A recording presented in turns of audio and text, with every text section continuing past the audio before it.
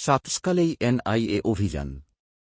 সোমবার সকালে দুর্গাপুরের মেন গেট সংলগ্ন নিউ স্টিল পার্ক এলাকায় এক ব্যক্তির বাড়িতে তল্লাশি চালায় জাতীয় তদন্তকারী সংস্থা এনআইএ।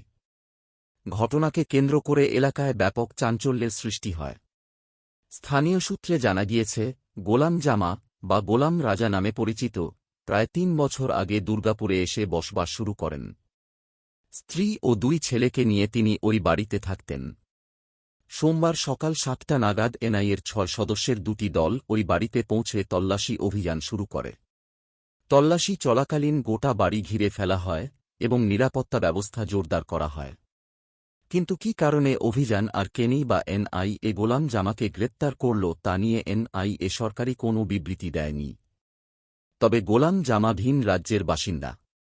সে দুর্গাপুরে ভাড়া থাকত। ওই বাড়ির বাসিন্দা গোলাম জামা পেশায় লেবার সাপ্লায়ার। সূত্রের খবর, দেশ-বিদেশে কাজের জন্য লেবার সাপ্লাই করেন তিনি।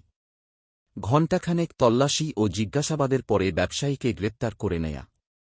সূত্রের খবর, নকল পাসপোর্ট বানিয়ে বিদেশে শ্রমিক পাচার চালাত এই গোলাম জামা ওরফে গুড্ডু। উঠে আসছে, এই গোলাম জামার সাথে জঙ্গি যোগ থাকার সম্ভাবনা রয়েছে এবং নারী পাচারের যোগ থাকারও সম্ভাবনা রয়েছে। এনআইএ কোন অফিসিয়াল বিবৃতি দেয় ফলে ঠিক কোন অভিযোগে গ্রেপ্তার গোলাম জামা তা নিয়ে ধোঁয়াশা রয়ে গিয়েছে।